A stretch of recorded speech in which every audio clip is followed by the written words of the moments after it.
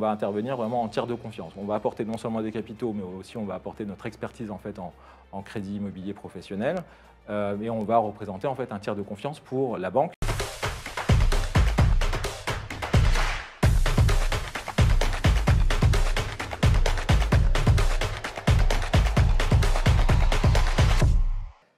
Parlons business et parlons immobilier d'entreprise. Si vous êtes chef d'entreprise, vous êtes certainement locataire des locaux que vous occupez. Seulement voilà, on sait tous que le loyer, c'est un peu de l'argent jeté par les fenêtres tous les mois. Eh bien, j'ai peut-être une solution pour vous.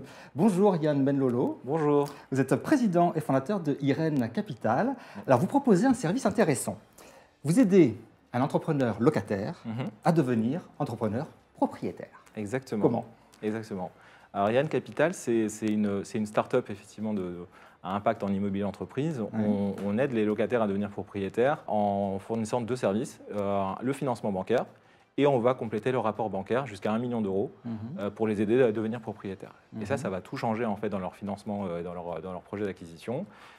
Et pourquoi on fait ça? Parce qu'en fait, on s'est rendu compte que la raison principale en fait, des blocages et des refus de prêts en, fait, en immobilier d'entreprise, c'est vraiment le manque d'apport bancaire et ce n'est pas l'insolvabilité ou l'insolvabilité en fait, des oui, ça veut sociétés. dire on peut avoir une bonne entreprise, mais si je n'ai pas assez d'apport, la banque ne suit pas. Exactement, exactement. Et donc ça peut être un point de blocage qui va bloquer le financement parce que le banquier, lui, demande systématiquement en fait, que vous mettiez le maximum d'apport sur l'opération et le chef d'entreprise, lui, par définition, il veut en mettre le moins possible, ce qui est tout à fait légitime parce que c'est autant de trésorerie qu'il va utiliser pour le développement de sa société, pour son implantation, pour ses propres projets.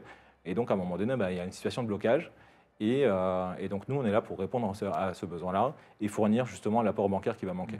Alors, l'apport, vous apportez quoi? 10, 20, 30%, 40%? C'est quoi les... Alors, on peut apporter jusqu'à 20% d'apport supplémentaire à l'opération. 20% d'apport. Exactement. Donc, et dans la limite de 1 million d'euros par opération, ce qui va changer, en fait, vraiment tout le dossier.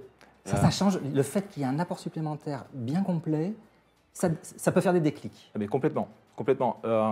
On prend un exemple, lorsque vous apportez, en fait, un chef d'entreprise va avoir son apport, il va financer ses frais de notaire, il lui rester justement un petit peu d'apport sur le prêt bancaire. Concrètement, lorsqu'on va apporter 10% d'apport supplémentaire et que lui, il va apporter 5% d'apport bancaire, nous, ça va faire 3 fois plus en fait, d'apport bancaire qu'on va présenter auprès de la banque.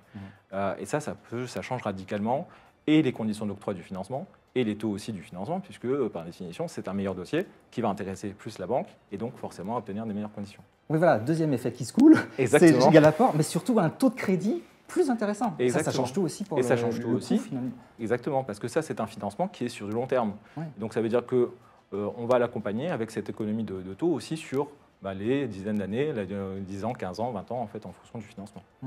Alors prenons un exemple chiffré. On va dire un bien de 200 mètres carrés, on va prendre Paris par exemple, c'est le plus cher, comme ça voilà. Dites-nous, qu'est-ce qu'on gagne à passer par vous? Alors nous, on va, comme on l'a dit, en fait, doubler finalement, voire tripler en fait l'apport bancaire en fait du chef d'entreprise grâce à notre apport supplémentaire. Et ce qu'il faut comprendre, c'est vraiment la mécanique de comment ça marche. En fait, comment ça marche, c'est on va co-investir avec lui en fait directement sur son actif immobilier.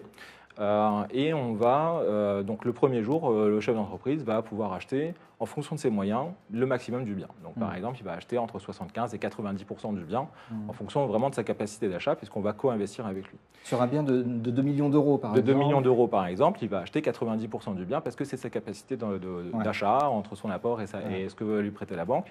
Potentiellement, c'est ce qu'il va pouvoir acheter. Mais ces 10% de manquants, il faut bien les trouver, et ils ne vont pas sortir de nulle part. Sauf que nous, on va les apporter, et on va acheter le reste du bien à leur côté, avec 10% d'apport supplémentaire. Alors un loyer, disons, de 100 000 euros par an, c'est vrai qu'on multiplie par 10 ans, sur 10 ans, ça me fait 1 million de loyers. C'est colossal. Et c'est de l'argent qui est ailleurs. Et qui est ailleurs, qui est dans la poche du bailleur. Bon, c'est très louable, oui, c'est bien, c'est pas une critique, sauf que c'est pas du tout capitalisé, c'est vraiment versé à fond perdu. Et quand vous dites en fait 1 million d'euros, c'est même pire que ça, parce que pendant 10 ans, en fait, les loyers, lui, il va être indexé, il va augmenter en fait potentiellement chaque année, ça va être augmenté ou tous les 3 ans. Donc en fait, petit à petit, on se rend compte que le coût locatif en fait est extrêmement important pour un chef d'entreprise. Il y a beaucoup d'entreprises qui sont locataires de leurs locaux. Elles sont majoritaires peut-être même. Malheureusement, elles sont quasiment en fait toutes locataires. Ah. Quand on prend un exemple sur Paris, en fait, vous avez seulement une entreprise sur 10 qui arrive à acheter en fait ses locaux professionnels. Ah, à Paris, une entreprise sur 10 seulement est Exactement, propriétaire. exactement. Ce qui en volume représente déjà beaucoup de monde, Oui. mais ce qui en pourcentage est complètement en fait dilué. C'est un marché qui est beaucoup plus dominé en fait, par exemple, par les investisseurs et les institutionnels. Alors, les avantages, on l'a bien compris, donc un meilleur taux de crédit. Vous êtes un tiers de confiance aussi pour la Exactement. banque. J'imagine que ça aide pour le dossier. Ça aide. En fait, on a un impact vraiment à 360 degrés à tous les niveaux.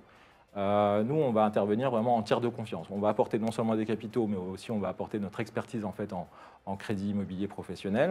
Et on va représenter en fait un tiers de confiance pour la banque qui va qu'on va aider finalement à maîtriser son risque de crédit. Elle va prêter moins, ça tombe bien, elle voulait prêter mais pas trop.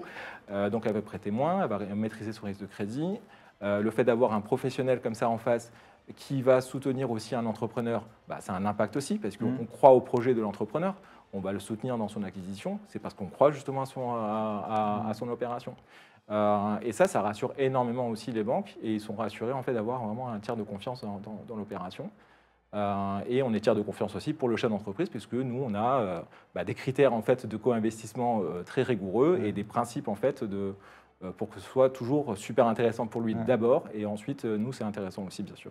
Alors justement, parlons de vous, parce que vous êtes bien gentil d'aider les gens. Voilà. Je suppose que vous avez certains avantages et que vous y retrouvez aussi. Mais vous êtes quoi? Vous êtes finalement copropriétaire de ce que vous achetez, co-associé, colocataire? Qu'est-ce que vous êtes? Alors, on est co-investisseur et on est co-acheteur finalement du bien. Ouais. On n'intervient pas en fait dans les affaires en fait du chef d'entreprise, ça c'est très important, il est chez lui. Donc on n'intervient pas dans sa société ou dans sa SCI, etc. Nous, on va détenir simplement une quote-part du bien. En tant que co-acheteur passif et ultra minoritaire dans les opérations. Par exemple, quand il réussit à acheter entre 75 et 90% du bien, nous, facialement, on est propriétaire que de 10 à 25% du bien. On n'est pas, donc, on est ultra minoritaire et ça, c'est très très important en fait pour les chefs d'entreprise. Ils sont avant tout chez eux. Et, ça, c'est super important. Et à la fin, l'idée, c'est qu'ils rachètent. Et à la fin, l'objectif, c'est qu'on l'aide grâce à cet accompagnement temporaire, puisqu'on ne peut pas rester non plus indéfiniment associé, c'est pas possible, c'est qu'il puisse nous racheter effectivement notre quote-part. Et ça, on va l'aider aussi pour ça, puisqu'on va aussi lui trouver le financement le jour venu pour pouvoir financer le rachat de notre quote-part du bien. Bon, et vous, alors, comment est-ce que vous vous rémunérez? Comment est-ce que vous avez votre argent? Alors, nous, on intervient finalement en fait, à plusieurs niveaux. Dans un co-investissement, le premier jour à l'achat, on va accompagner le chef d'entreprise justement sur tout le financement bancaire et on va intervenir en temps avec notre casquette en fait, de courtier en crédit immobilier avec des honoraires de courtage.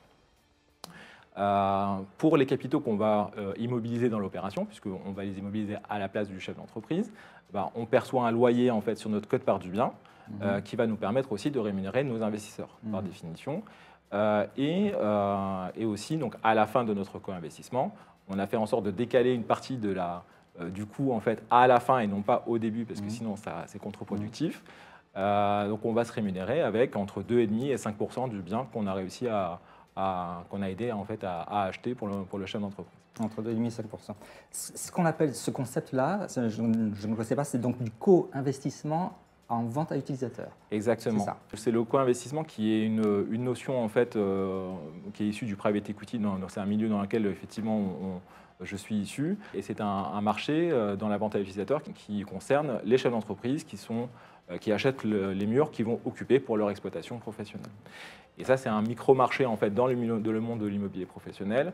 Comme je vous le disais, à Paris, en fait, c'est un micro-marché et c'est dramatique quand on voit en fait, le nombre de locataires dans les dossiers qu'on voit, c'est impressionnant. Un mot de votre parcours, justement, impressionnant, ancien banquier privé, ingénieur patrimonial, gestion de fortune.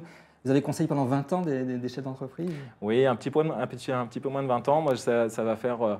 ça fait donc maintenant presque 18 ans en fait, que j'accompagne les chefs d'entreprise dans la gestion de leur patrimoine privé et professionnel. Donc j'ai travaillé en banque privée, comme vous disiez, en cabinet expertise comptable, en cabinet de conseil. Le tout, c'était vraiment d'avoir un parcours en fait, à 360 degrés sur le conseil juridique, fiscal et financier en fait, auprès des chefs d'entreprise. Voilà. Donc c'est comme ça que m'est venu finalement tout le savoir-faire en fait, de Irene Capital. Et par contre, Irene Capital, c'est venu pour le coup d'une expérience personnelle. Oui. Hein, donc, on a eu le cas, en fait, nous, dans notre propre parcours, dans notre propre cas personnel, on a eu l'occasion en fait, d'acheter nos locaux professionnels, par exemple, pour notre entreprise, une entreprise familiale. Et on a été confronté à tout ce que je vous ai décrit, en fait. C'est souvent le cas. C'est souvent le Il cas. m'est arrivé En fait. ça, maintenant je vais essayer d'aider les autres. Exactement. Et j'aurais été tellement ravi en fait d'avoir un co-investisseur professionnel à mes côtés pour pouvoir jongler en fait avec la trésorerie et l'apport en fait nécessaire pour l'opération. Parce que c'est quelque chose qui la trésorerie pour une entreprise, c'est le nerf de la guerre, c'est ce qui permet en fait de développer une entreprise comme il faut. Et il faut, dans une opération immobilière, il ne faut pas mettre tous ses œufs dans le même panier et il faut essayer de piloter le maximum en fait, pour ne pas immobiliser trop longtemps son apport. D'un mot, vos projets, qu'est-ce que vous souhaitez faire bientôt? Alors les projets pour Irene Capital, ils sont très nombreux. On est en train de développer tout notre écosystème en fait, d'accompagnement du chef d'entreprise avec les brokers en immobilier d'entreprise, les banques partenaires, les notaires, les avocats, les experts comptables. Voilà. Donc vraiment un accompagnement à 360 degrés, vraiment pour accompagner les TPE et les PME. Donc on a beaucoup de travail devant nous. Eh bien, je sens qu'il y a un bon développement à venir. C'est gentil. Merci beaucoup, Yann Merci Bellolo, beaucoup d'être venu sur le plateau de Parlons Business. Merci, Gilles. Merci de nous avoir suivis. On se retrouve bientôt pour un nouveau numéro.